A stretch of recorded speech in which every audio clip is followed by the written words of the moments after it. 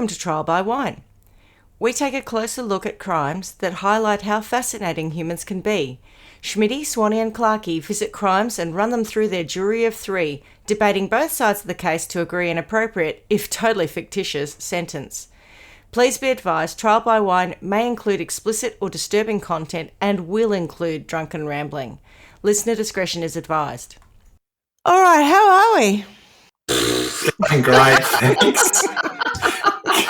Come on, Swanee, you can do better than that. Any news in the last 5 minutes? Restocked the beverage, had a little snack. Good to go. What'd you have a snack of? I felt a bit lost down there. I don't think I did myself justice. It is. Balls. Balls. Oh, they do sound good. Balls. They sound delicious. They come in, I guess it's kind of like a nutsack, more like a pouch, It's I a guess. nutsack if ever I saw A one. nut pouch. They're good. Them. They look like the kind of thing that look really healthy but are really fattening because they look really yummy. They're like a cherry ripe, but not sickly sweet. It's Yum, I'd love that. good. Get into it. Aldi's finest. All right, well, there's no news, so shall we introduce ourselves? I'm Schmitty. I'm Swanee. And I'm Clarky. And together we are Trial by Wine. Wine. What are we drinking? Sorry, a little belch there. I'm so sorry. What? No, that was me. I just, you know how I like to doodle and do all that kind of stuff? Yeah. I've got this thing. Can you see this? See, when I do that, it comes out like a lipstick or something. Like a dog stick. Right. I love it. It's like this fluorescent highlighter. And I've been using it, I've just realised it's called a text surfer. And I'm thinking, what fucking genius in a marketing department gets that? Shit. I've been text surfing. Don't I'm mind surfing me. over the text. It looks like a bloody... Yeah. Have you literally just gone along and highlighted the walls as you walk down the stairs or something? It's smooth. It's very smooth. Text surfing. I'm text surfing. I do a lot of text I'm surfing. going to be furious at myself later. Oh, I love it. It's like a lipstick. It's lovely. It's like a crayon or something. Oh, anyway, you As were I saying said, like a dog stick. When you revealed it to us just the then, lipstick. I thought dog stick. AKA lipstick. Oh, boys, what are you drinking? Go back on the hard ginger beer that's not really that hard. It's such a wank. It's even got G for ginger resistance. It sounds like a Catherine Tate sketch. Yeah, I was going to say it's a ginger beer. What are you resisting? I don't understand it. Ginger resistance. I don't know if that's the ginger people rising up to resist the oppression they've suffered, or whether it's the rest of the world going, not here, mate. Resistance. Yeah. Next. Keep going. And Swanee, what are you drinking? Oh, I've changed it up. I've gone to the soda water. You disappoint me because you said you didn't have anything else to do tonight. So I thought you might have an alcoholic. Well, when I said everything else to do tonight, I don't have to go out of the house. I've got a million one things to do with that family, including cooking them dinner. Whatever. I just don't. I'm you know me. I'm a binge drinker. None of this. I'm not going to waste it on one drink. Okay, that's pointless with me. I need to be shit faced. Fair enough. I mean, Clarky and I and Woo are all it's true. Binge drinking tonight and getting shit faced. I'm on Bailey's now, FYI. Oh, on top of your kombucha. I thought it looked blue, but I think it was just a reflection of your night. Your gown. Yeah. But I can see now. I thought it was like a blue. No, it's just a Bailey's because it's so friggin' cold that it feels like Bailey's weather.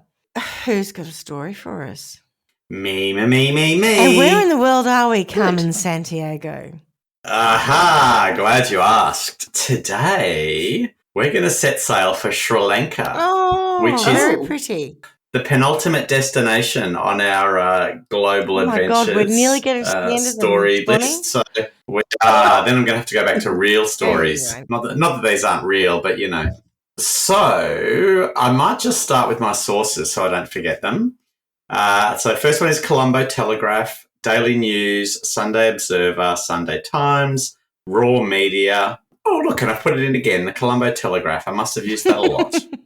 So for those of you that don't know, Colombo is the capital of Sri Lanka. Not to be confused with Colombia, which is not. Colombia, yeah. Cameroon.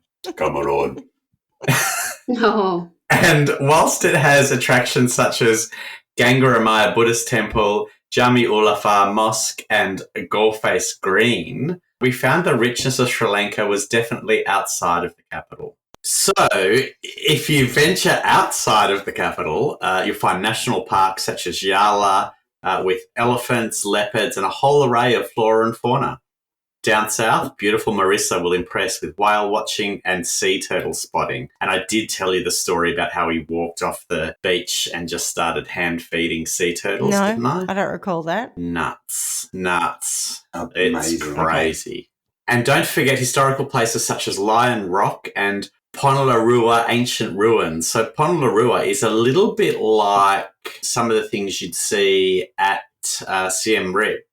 Not so much at Angkor Wat, but in some of the other little temple areas, there's these beautiful carvings and statues and stuff. A bunch of places I've not been to, so nice reference. Yeah, go on. Hopefully you're not our only listener, and maybe some other people have been there, but, you know. I'll stop it right there then. That story will be no use.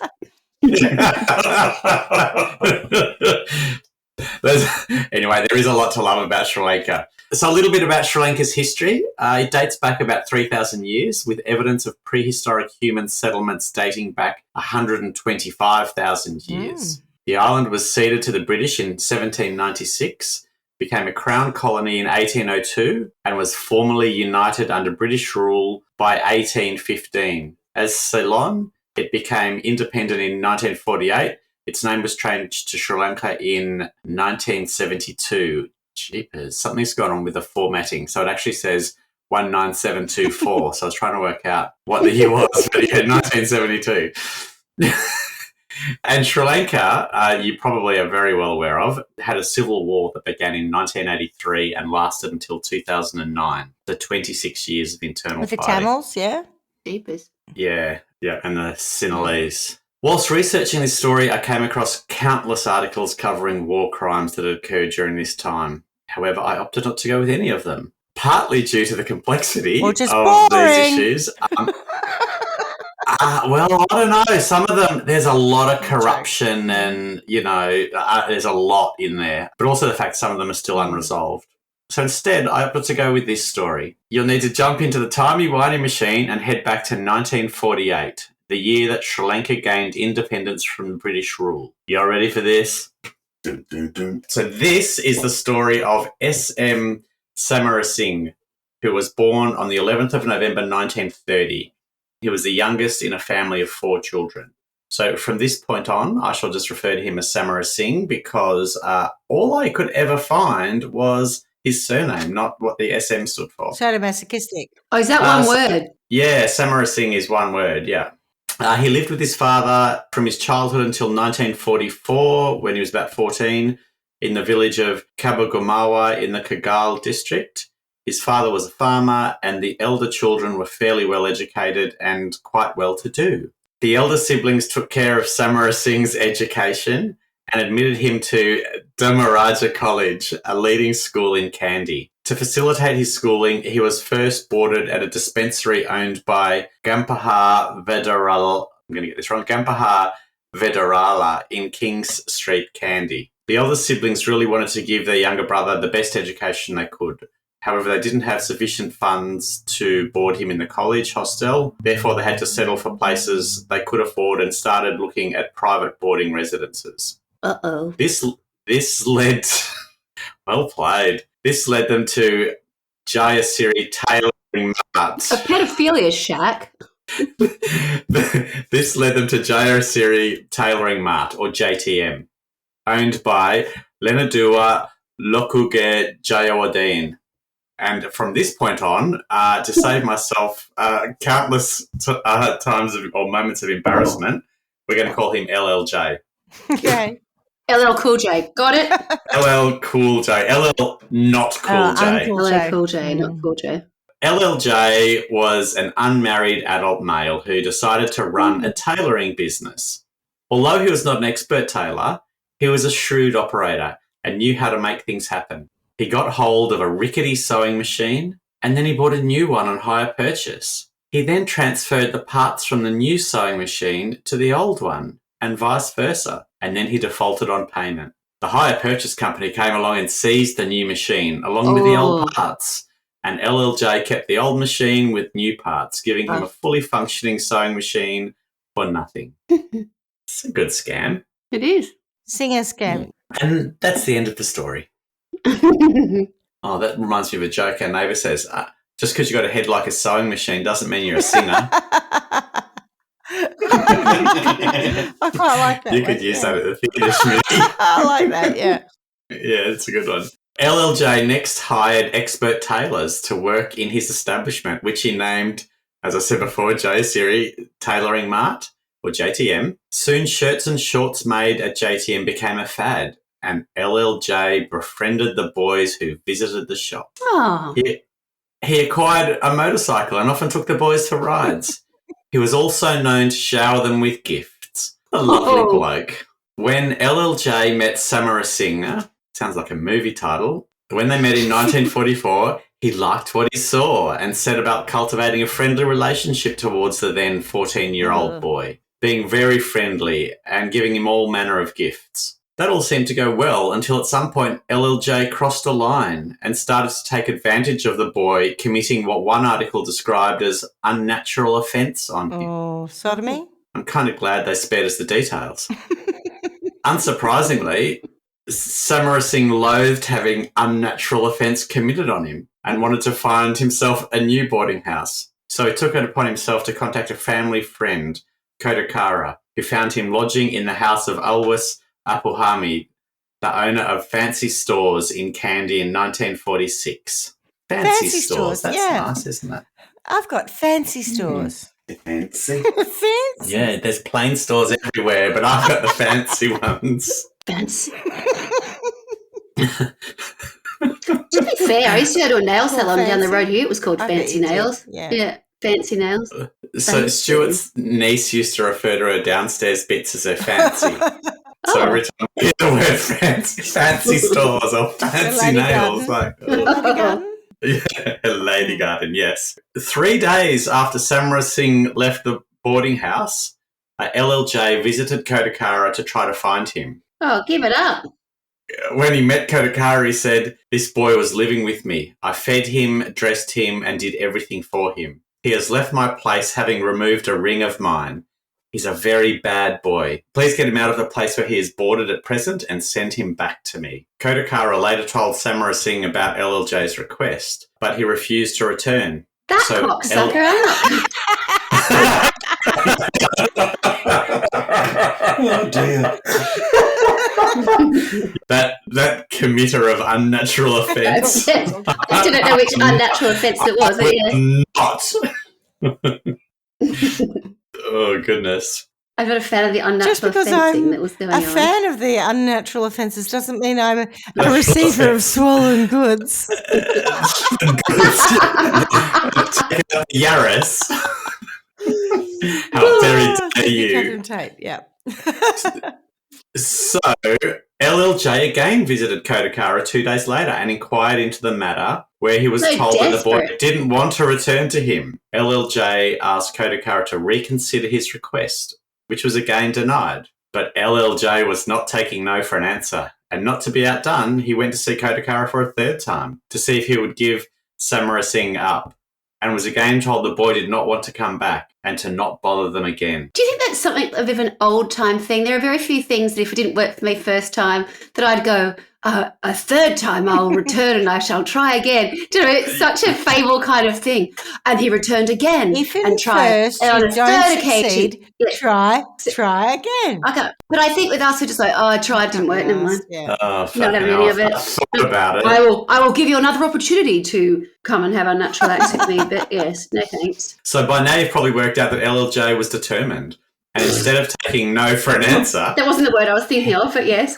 He whipped out a knife in his waist and said, "If I cannot destroy him with anything, I will destroy him with this." Then he left. Fuck, he's dramatic. Dun, dun, dun. Bum, bum, bum. So he's visiting Kodakara, who's the one who put Samarasinghe into the fancy store owner Alwis Apahami's shop. Yep. Right? So didn't work with Kodakara, but he managed to find Alwis Apahami and paid him a visit about 6 days later. Who? Apohami, the owner of fancy stores. Oh, right, yes. Yeah. Old mate fancy stores, right. Old mate fancy stores, yes. LLJ said to him, look, this boy got angry with me and he came to this place. Please do not keep him in your house. Send him back to me. So he's trying a little bit of a different tack. Of course, got no luck there. So a few days later, he came back and begged Alwas to send the boy home. At one point, LLJ came and threatened Alwas. I've already told you on 2 occasions not to keep the lad. If you continue to keep the lad, you will get into trouble. If that lad does not come back to me, I will kill that lad. Oh, my God. It's escalating. Yeah. In April 1946, while Samarasinghe was on school vacation, LLJ sent him a letter which read, do you mean to board in another place this term? Do you not consider about college boarding? If you do not like it too, I will find you another place. I would not hesitate to buy or rent another place for you. How can I be without your friendship in the future?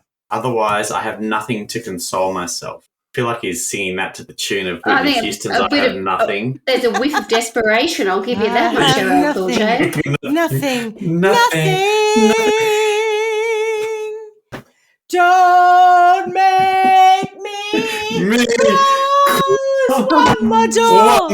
That's it. I don't want to hurt anymore. Anyway, go on. Yep, I think you've nailed the vibe. I get this impression of this quite dandy man, but he probably wasn't. Oh, I mean, he might have been. Do you know what I mean? He's just so when it suits him, so proper, trying to get what he wants. Yeah. You know, it's a bit of a con man. I think you probably nailed the brief of what he is like. Yeah, he's a dick. So, Samarasinghe's elder brother, Podi Nalam, or Nalami maybe, contacted an acquaintance named Jaya Singh, who was the assistant manager of the Tarzan office. And I did think I should Google what the Tarzan office is, but I never did. And so Samarasinghe moved from Alwas's house on the 3rd of March, 1947. Yeah, moved from fancy stores to Tarzan office. Right. And so went to live in Tarzan office. Right. Hopefully, by now, they've lost LLJ. But no. He's keen. Yeah, he must have been a pretty good stalker too, because a few days later he visited Jaya Singh and told him to send Samarasinghe to his house. At that point, Jaya Singh asked, why do you want him? In response, he said, my business is down. The boy is a good omen to be in my house. He has a pleasant face and a good look. I'm glad when he's in the store. And where has he been? At Tarzan's store office. Running away, trying not to go back to LLJ. So LLJ had him... Oh, that scared me. That scared me. That was very loud. I didn't see that coming. Well played. I bet you heard it, though. Fucking hell. I did hear it, yes. So we're with Tarzan, yeah? Yeah, okay. Mm-hmm. Sorry. Yes. Oh, you're such a prankster. I was working on that for 10 minutes. Anyway. So, LLJ had managed to follow Samarasinghe to every boarding house that he went to stay in after leaving JTM. Yeah. Making various threats and requests from the owners of the boarding house to send the child back to him. However, on the 24th of March, things escalated and LLJ met Samarasinghe on the roadside and assaulted him. Oh, God, what? No, I don't know whether he committed any unnatural offence upon him, but he assaulted him. Did. Later, his elder brother, Podi, who we spoke about before, went to LLJ's house and asked him why he had beaten his little brother. Oh, he's beaten him. LLJ answered that he was beaten because he continued to refuse to come and live with me. Fair enough. Now that you point that out, fair enough. I'll let it be. Yeah, it's fair enough. Can't argue with that. No. What's that all? On March 29th, police filed a case in the magistrate's court alleging assault by LLJ.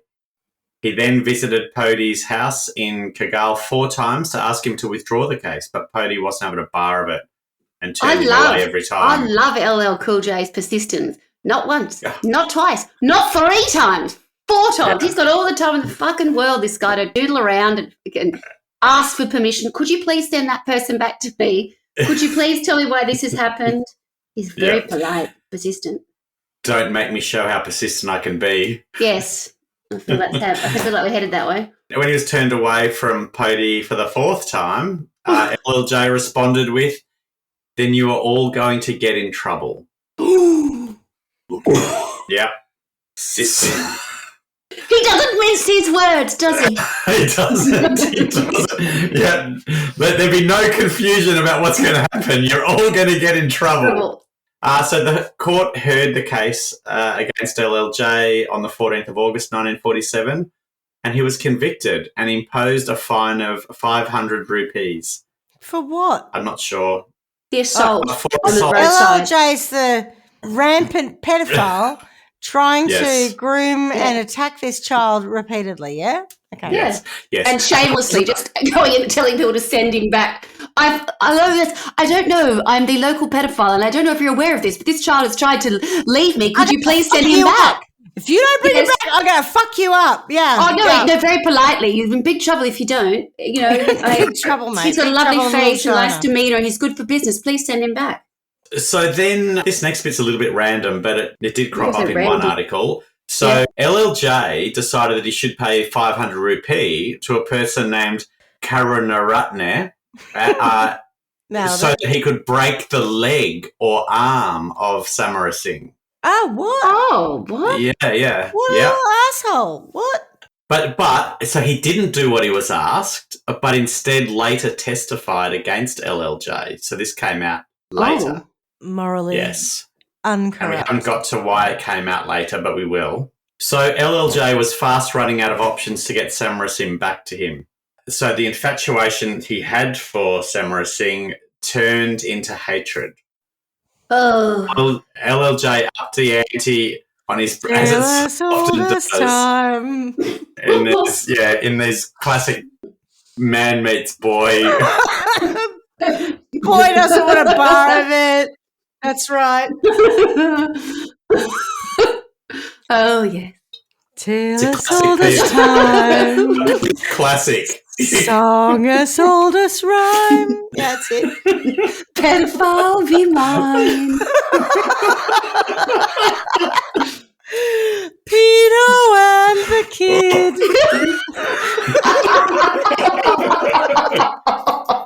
Oh, you could have gone Peter and Samarasinghe. Oh my god. So his infatuation turned to hatred. And LLJ upped the ante on his previously casual threats that were not taken seriously. Get over it, LLJ. His threats became more persistent. And at one point, he confided in his close friend, KT Simon, as to what his next move would be. It wasn't to release the hit Pedo and the Beast, Pedo and the Boy. No, it was probably to move into TV because his music career was over. So then he went to NCIS. Oh, Cool J, that is. Yeah. Yes.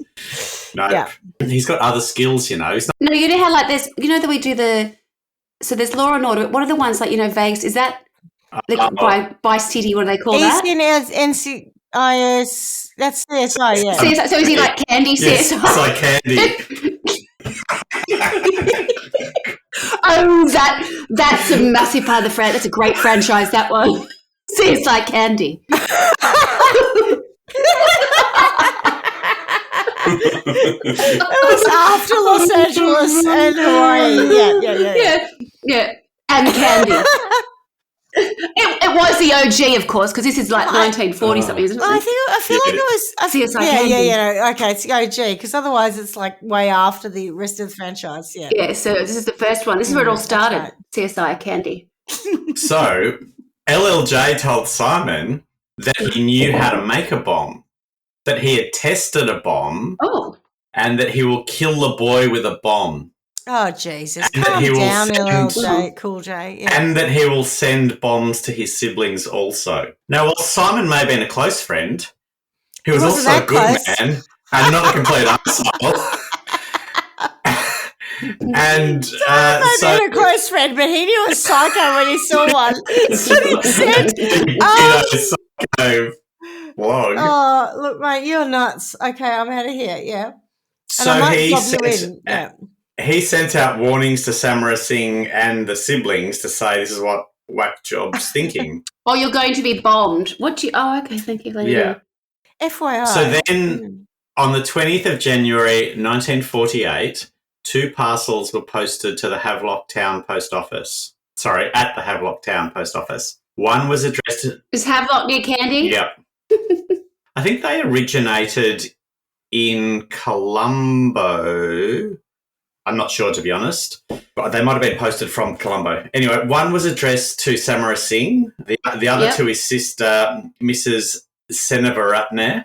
And on both parcels, the sender's name was written as A.M. Senavaratne of Training College, Colombo. Right. So who is, I think, the husband of Mrs. Senavaratne. On the same day, 2 other parcels were posted at the General Post Office in Colombo. One was addressed to Podi, the eldest brother, and the other to Miss Disanayake, his girlfriend. On the morning of the 21st of January, Samarasinghe left for school and his parcel was delivered whilst he was there. The other 3 people also received their parcels. When Podi received his parcel, his suspicions were aroused and he did not open it.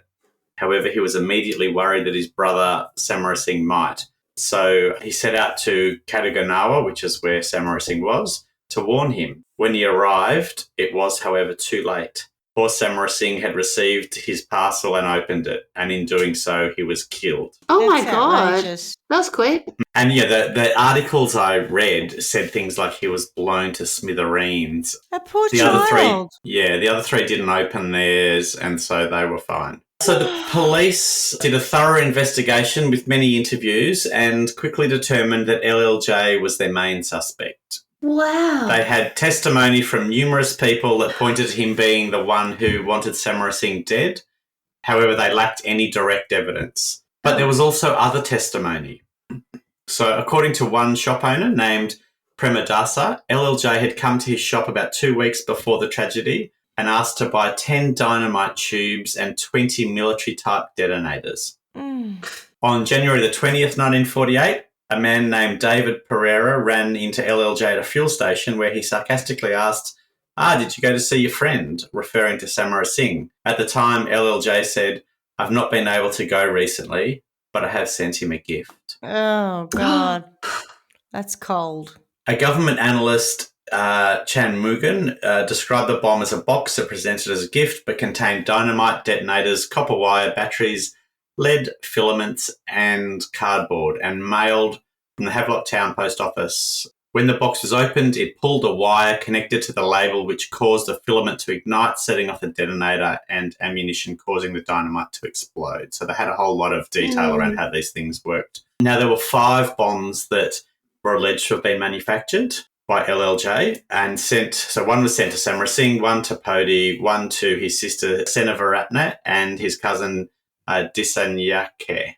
The 5th bomb, which we didn't discuss, was found in a shop belonging to Uku Banda in Udugoda. I'm not sure where that is. And he said it was delivered by 2 unknown, well-dressed people.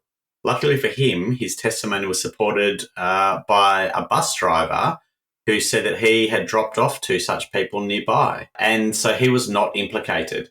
Instead, the prosecution determined that the master plan of LLJ was to kill Samarasinghe and his family and then implicate Uku Banda in the manufacturing and sending of the bombs. Uku Banda had no connection or acquaintance to Samarasinghe. The case went to trial. However, it was dependent entirely on circumstantial evidence, which was a concern for the victims and the prosecution. The trial commenced on the 8th of May, 1949. The judge was Justice Dr. R.F. Diaz, and there was an English-speaking jury. ACM Amir appeared for the prosecution, whilst leading the defence was Alien Pereira, a flamboyant and first-class jury lawyer.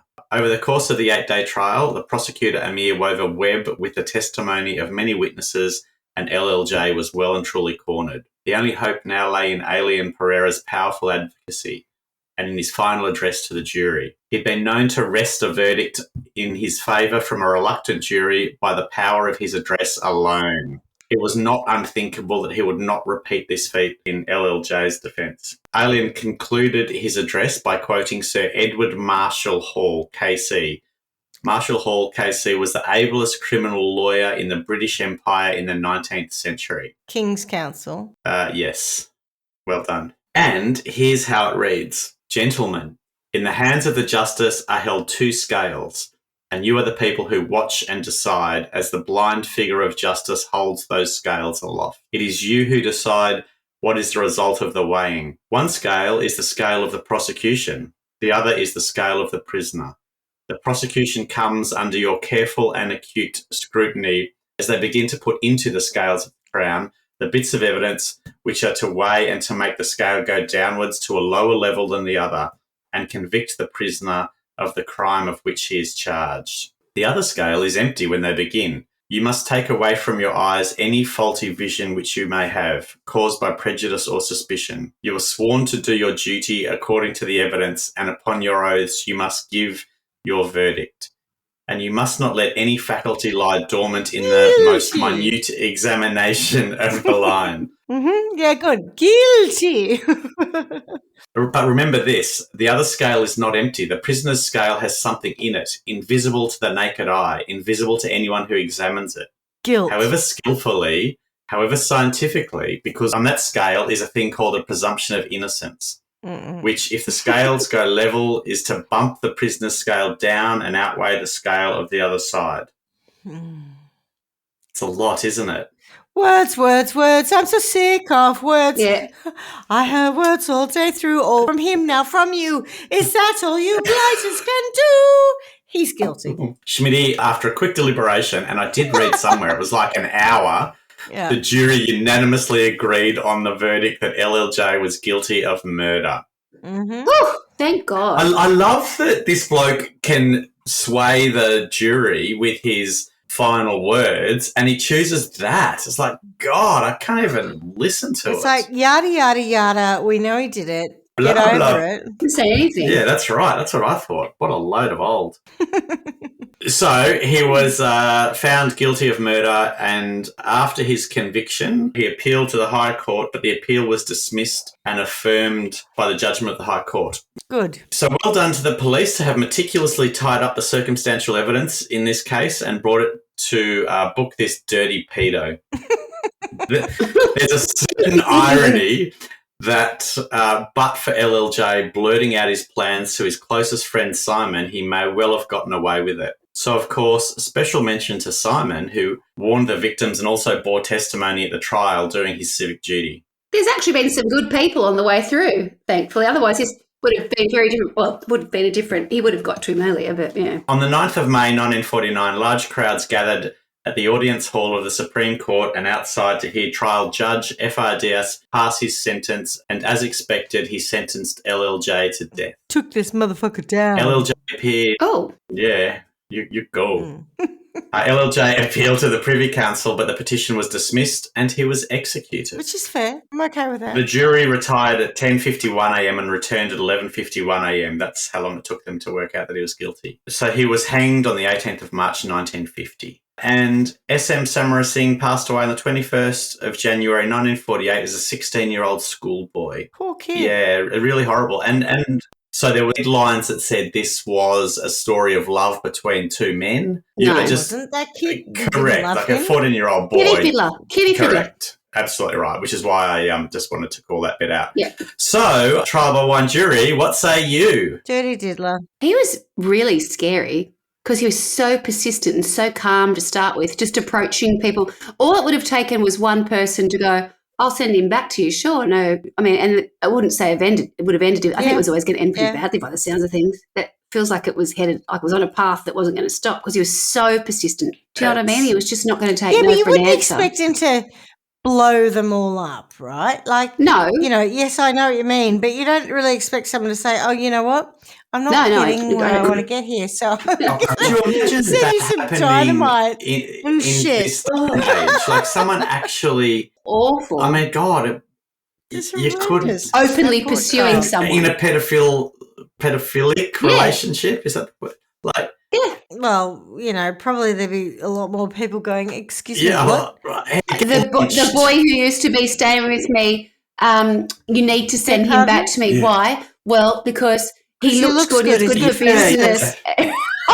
I think there would And be a bit more. And I like it when he sucks I my like a bit of cock. cock and bum Yeah. fun with him. What? No, mate, that's not going to happen. He might not like it. Thank He you for doesn't being like so it, open. but that I doesn't like to matter. commit unnatural offences on him. Like, Where you oh. were reading that, Clarky, the natural offences, was that the wording at the time, or is that subsequent to that, but it's still come out of Sri Lanka, so that's how they would it was position in it? an article, but it was quoted as unnatural offences, and so yeah, I don't know if it was of its time. It didn't. There was a lot in this that was colonial British that Yeah. Cock and bum fun. and some of it was lost in translation. That's a Little Britain reference. Yeah. They used to joke cock and bum fun all the time. Yeah. In what context? I don't know that. Oh, look at what this does. Just what gay people did, you know. We'll go and have some cock and bum fun or something. Oh, like when they do like the only gay in the village or something, did they have the And you know what? So, yeah. There is nothing wrong with cock and bum fun when it's among consenting people. I think the problem here was the 16-year-old boy was There's not something consenting. very wrong about unnatural offences. Like it just as a phrase, I'm like, what is that? Oh. Well, Right. it's unnatural if someone doesn't like it, doesn't want it, doesn't ask for it, doesn't consent to it. Because let's face it, you could stick something in any old hole, right? We might not nowadays call it unnatural, but it's not okay when someone says, please don't put that in my hole, and they do. That's the unnatural bit. He wasn't a nice man. No, LL Cool not J, at all. was he? And he's Let's not say LL Cool J. Let's just say LLJ because LL Cool J is not actually related to this story. Of course. His persistence and his stalkerishness, bravado in way, like just going out, approaching people, I find that so creepy. Yeah. It's nearly like it's so out in the open. It's like, oh God, you're unabashedly. You get away with this fraternity kind of thing. Yeah, you just do it in broad daylight. That scares me so much. Then you'll threaten people with getting in trouble. Ooh. Okay, so to sentencing. What shall we do with LLJ? LLJ. I think he does need unnatural offences committed upon him. I think he'd like that, so I don't think that's a good idea. Well, no, because I was thinking... What's an unnatural offence in his Well, no, definition? I think an unnatural offence to have has sex something to with do with exorcism. old It doesn't have to women? be sexual. Maybe like an exorcism. No, but maybe he's forced to have sex with old women. Like the opposite of what he likes. Yes. I was thinking, remember Joan Vollmer, who was in Antwerp in Victoria, and she was... Yes, the exorcism. Bugs and things came, or yeah. insects and things came in the 40-degree heat when she was dying. And that's because she was dead. But I think he needs to go through a Joan Vollmer type exorcism. I think where the house was wrapped in glad wrap to stop spirits getting out, and the town priest was in on it. The gardener had like a caterer's wrap of glad wrap. That's right. It could wrap the whole house in glad wrap. I mean, what? He probably got it at Costco or something. Probably like one of those. You need a membership. You need a membership to get that. Even then, that's a big caterer's roll of wrap. Freaking, it's beyond caterer's wrap. One of this. It was a lot. It was a lot. Yeah. A lot of glad wrap. Anyway, I think hot needles in his scrotum. Ooh. Oh. Ouch. Yeah. Ouch. Regularly? I feel like it'd have to be more than once. Quite regularly, yeah. And in his perineum too, so right up the crack. And maybe some in his arsehole over there. Up the chocolate escalator. Maybe some in his eyes. You think he likes to ride the chocolate escalator? Yeah. Maybe some in his eyeballs as well, because that'll hurt. Yeah. What else is really painful? Up the fingernails. Oh, yeah, that'll do. I think this individual needs some significant... He killed a completely innocent young man that he had been not only stalking but possibly abusing. He tried to kill a lot more than that. He was but he blew that poor kid up. He blew him up. Yeah. Yes, I know. It's not good. Swanee, what do you think? Needles. I really don't know. I don't know what to do to him. He's a terror. He's beyond that. And not in the context of a naughty 11-year-old boy or something. No. It was just the shamelessness of it. Like it was nearly comedic. I'm here again to ask for you to send this child back to me that I'd like to, abuse. Oh, no, thanks. We're right. We're good. back for a third time, and I would really just say, you must send him back this time because I've been here 3 times, and I've asked her politely, please send the child back so I can abuse him. Oh, my God. Don't make me resort to my bomb threat. I don't want to have to come again. It says like this. I'm a gentleman caller. Oh, God. Please. I'm running. My temper's starting to fray. I'm running short on patience. Please, if you would, I'd really like to have this child. I'd have my way with him. What a weirdo. Pedo land is not my specialty. No, it's really not. I feel maybe very we need a new part of Trial by One world, which is Pedo land. Yeah. And instead of being like a great place where pedophiles go and there's little children and en masse for them to abuse, it's the opposite, right? So Pedoland is where we send them, and instead of having like these people that they can abuse, being like Disneyland, they become like tiny little versions of themselves, like little versions. God. So, I don't mean childness, but just they're diminished, so they're physically not very strong, and then some nasty versions of themselves, so that the nasty version of them is then magnified, and they just sort of attack themselves. So the nasty version of themselves. They pedo themselves. Something still like that. Commit their child psyche on themselves. So they're just, it's contained to themselves, but they are punished and punishing. Wow, that's warped. I like it though. Yeah, let's go. That's an unnatural offence. Swanee is great, really upset by my idea of pedo land. It's a very fine line, isn't it? I don't know. I just think they're attacking themselves. I'm not talking about. Yes, I understand that. That's fine. It's fine. Like a cracking of the psyche. Yes, fair enough. Yeah. Well, okay. All right. Well, there you go. There you go. Problem solved. Yeah. Thank you for taking us to Kandy. I want candy. KCSI, Kandy.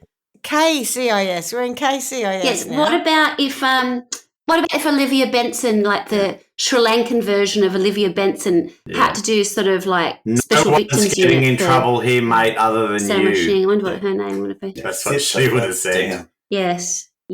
Well, she wouldn't have been putting up with that She'd shit. Bang him to rights. She would be banging him to rights. Like you're after Rikers. Yeah. Well, good job. Another good, never heard of story. Well done. And as we say every week, miss you already. Ciao. Miss you already. Thanks for listening to Trial by Wine. You can contact us at trialbywine@gmail.com. Please rate, review and subscribe to Trial by Wine on Apple Podcasts or wherever you get your podcasts. If you'd like to support us, you can become a patron at www.patreon.com, Trial by Wine, or visit our website www.trialbywine.com to donate to us. Your support will help us cover many more cases and apply wacky sentences. We really appreciate you listening and hope you tell everyone about us. Our cover art is by John Christo and music is by Beauchamp from pixabay.com.